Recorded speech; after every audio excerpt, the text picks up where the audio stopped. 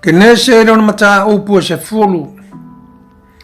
O ngafa o semu mahamo mai a feta. O ngafa foi nei o atali o noa o semu o hamo mai a feta. Na whana nau foi i a te la tau o atali a ua mawaile lolo. O atali nei o i a feta. O ko Mary, o makoku, ma me tai, ma ia vana, ma tuparu, ma me seko, ma tirasi. O atali foi nei o ko Mary, o ase ke neso, ma rifata, ma tō takaremo. O atali foi nei o ia vana, o Elisa, ma tā sesa, ma ti kimo, ma tō kanimo. O ilato nei o ai naso lo ai o nuu tū ma tā whanga, o nuu ese, i o la tō lau ele ele. Taito atasi, ma langa ngana, i o la tō a inga, i o la tō nuu. O atali foi o hamo, o kuso, ma misa sa rimo, ma futu, ma kanana.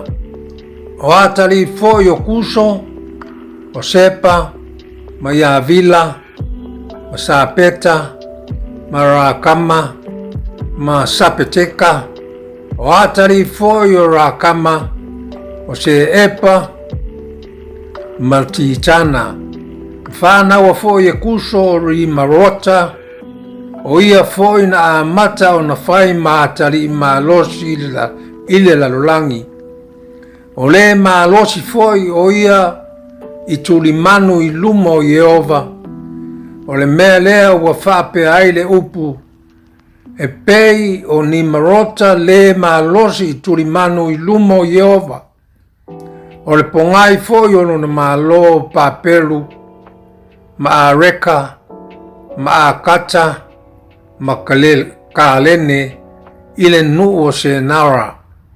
O le nuu lava lea na alwa tuai a sura, ma ia whaia ni neva mare a ai o reo puam.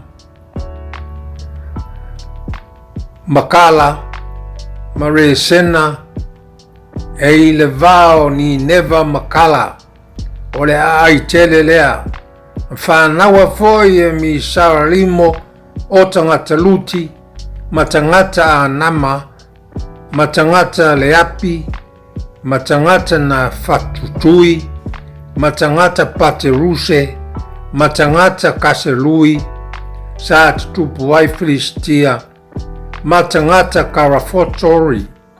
Whanawa foi e kanana o saitonu, o la naulu matua lea, ma yeti, ma sa ye puse, ma sa amori, ma sa kire kase, ma sa havi, ma sa araki, ma sa seni, ma sa aratai, ma sa se mari, ma sa amato, muni muriane, ua whaasara la watu a inga o sa kanana. Tua oi foi o sa kanana, wa fuolea i saitonu, wo o lava i kasa, i le ala e uiatu ai i kira, o na ui lea i so toma ma komoro, ma a tama, ma se poima, e o atu i lasa. O atari i o hamo, i o la tou a inga, ma la tou ngana, i o la tou lau ele ele, ma o la tou nu. O semu foi na whanau o na tali, o le tupunga o le whanau uma e Peru, o le uso i a feta le matua, o atari nei o semu, o e lama, o asura, ma afasata, maluki, ma rama, o atari foi nei o rama, o usa, ma ulo, ma tikeru ma mase. Na whānaua foi e a whasata o se laa. Na whānaua foi e se laa o e pelu. Whānaua foi e peru o na atali e to lua o le ingoa o le tasi o peleko wa o na aso ia wa vae ina aile lalolangi. O le ingoa foi o na uso e kutaina.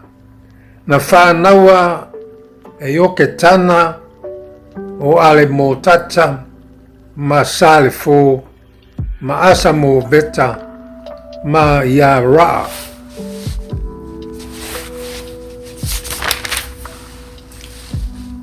O atu ramo ma usara ma tikeru o yu paru foi ma api maru se epa o faira ma ya vila ma yu papo o ilato nei o atali o ye tena ioke tana o le mea na lato mawaina ma fuai i mesa wa o i se fara o le maunga lea o sai o atali ia o semu o lato a inga ma lato ngangana yo lato lau ele yo lato no o a inga ia o atali o noa e tusa mo lato ngafa yo lato no yo lato ia foi na aina solo aia tu no uile lalulangi